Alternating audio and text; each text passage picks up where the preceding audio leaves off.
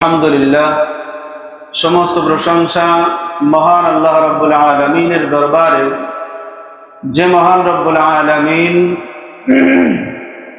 আমাদের সকলকে জুমার নামাজ আদায়ের উদ্দেশ্যে মসজিদে আসার এবং কিছু দ্বীনি আলোচনা শুনবার করার তৌফিক দান করেছেন। এজন্য সেই মহান মালিকের দরবারে শুকরিয়া আদায় করি। সকলেই বলি আলহামদুলিল্লাহ। লক্ষ কোটি দুরূদ ও সালাম বিশ্ব মানবতার মহান মুক্তির দূত হযরত মুহাম্মদ মুস্তাফা, সকলে বলি সাল্লাল্লাহু আলাইহি ওয়াসাল্লাম।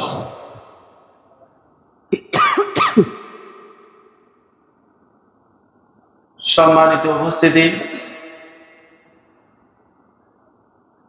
আজকে অনেক বড় একটি বিষয় নিয়ে আলোচনা করা হবে। ধীর স্থির ভাবে সকলে শুনবেন, নিরপেক্ষ ভাবে সকলেই শুনবেন।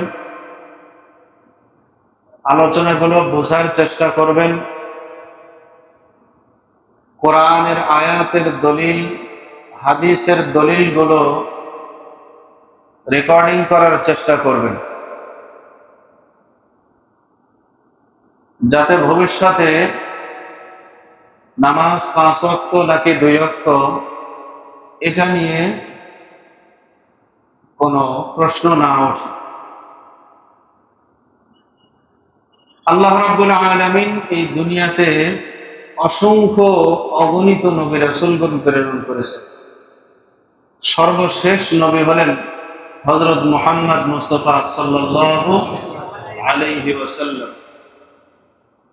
আল্লাহ রাব্বুল আলামিন তাকে নবুয়াতি দান করে সর্বশেষ যখন নবুয়াতি ওহী নাজিল করা শেষ, অর্থাৎ যা কিছু নাজিল করার ছিল সবকিছু বিধিবিধান নাজিল করা হয়ে গেছে, সেই সময় আল্লাহ রাব্বুল আলামিন ঘোষণা করলেন, আল-ইয়াওমা আকমালতু লাকুম দীনাকুম ওয়া আতমামতু আলাইকুম নি'মাতি ওয়া রাদিতু লাকুমুল ইসলামা দীনা।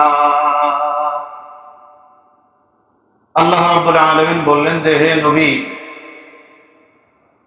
হে আমার বন্ধু, তোমার উপরে যে আমি যে ধর্মটা নাজিল করেছি, ইসলাম ধর্ম, এটা পরিপূর্ণ করে দেওয়া হয়েছে। এর মধ্যে কোনো কিছু সংযোজন বা বিয়োজনের প্রয়োজন নাই। যতটুকু সংস্কার করার আমি সংস্কার করে দিয়েছি। এরপরে এতে কিছু যোগ করার দরকার নেই, এর থেকে কিছু বাদও দেওয়ার দরকার নেই। সুতরাং সেইভাবেই রাসূল করিম সাল্লাল্লাহু আলাইহি ওয়াসাল্লামের যুগ থেকে আজ পর্যন্ত 1450 বছর পার হয়ে গেছে।